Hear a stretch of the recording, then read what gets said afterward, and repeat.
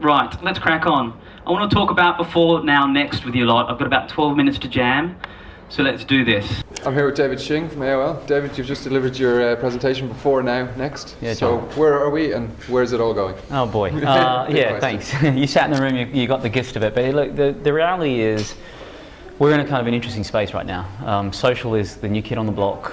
There's way too much noise generated by social. It was there to really design to help us.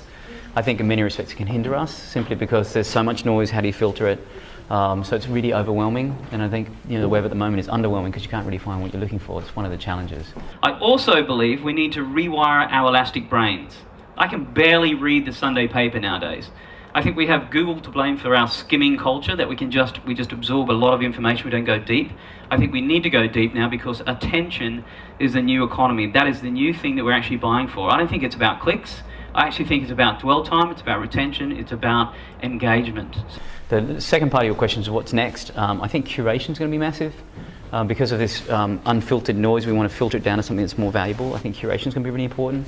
And I think predicting the next, meaning what should we be doing next in terms of forecasting, will be an interesting trend. So very much now, apps and things like Foursquare, very much, I'm doing this now. Yeah. You're saying the next breed will be sort of telling you what you should do next based on... Yeah, and curation will be a big part of that as well, which will skinny it down to say, here's the valuable thing that you should be doing now because you're into this.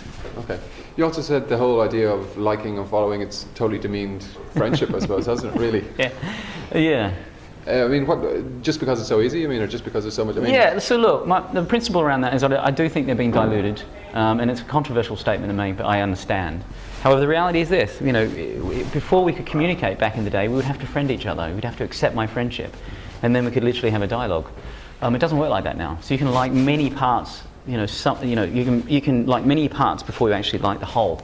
And I think that devalues the relationship. And subsequently with follow, is that we're following so many people. The challenge with following so many people is that how do you actually decide what is important through that cut through? So it all comes back to the influencer. And it's not just a place to hang out and check out old schoolmates, you know? And I mean, I suppose we're seeing that, this is talking about Facebook having sort of, though they're already doing it, slicing and dicing that, so rather than like I've read, I've done, I've been somewhere. Yeah, the verbs. It's getting more granular really, isn't it? Yeah, is it a fashion or is it a fad? I don't know yet. I think the verbs are interesting. Watched, liked, all that good stuff. Yeah. We'll see. Again, I think it's, do you really want that in your social stream of consciousness? Do I want all of my, Spotify's music tastes broadcast to all my Facebook mates? Maybe not. That may not be the platform. That dodgy 80s track that you still like. Exactly. Believe me, I still have the hair. And you have a pretty good role at AOL. I mean, you're going around sort of evangelising the future, really, is that it? Yeah, that's right. So my role at AOL, my background was media and marketing in the UK. So it gives me this extensive background in understanding both the buy and the sell side of the business. My part-time job was really talking about what's going on in the digital trends. At the same time, I'm really here to help emphasise what AOL is doing, amplify that, and also talking about what things are happening in the digital realm, and creating a little controversy at times too.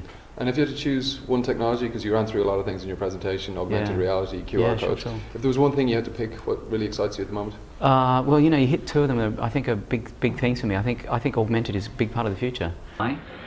Augmented reality, here's a good example of augmented reality adding an amazing amount of value, I think, immediately to a retailer. That's a digital mirror and Lego, so imagine that, holding a box and suddenly it builds it for you. And the reason for that is it takes it to the next dimension. I think a 3D televisions are actually a fad, but I think augmented can be executed in so many different ways. Whether it's overlaying information on the actual... Yeah, but it doesn't have to be from a marker. It could be me taking my tablet across a magazine ad, and for that magazine ad to come to life. I really think it's taking the futurescape to now, and I think it's really important to watch. Okay, David, thanks for your time. John, thanks, man.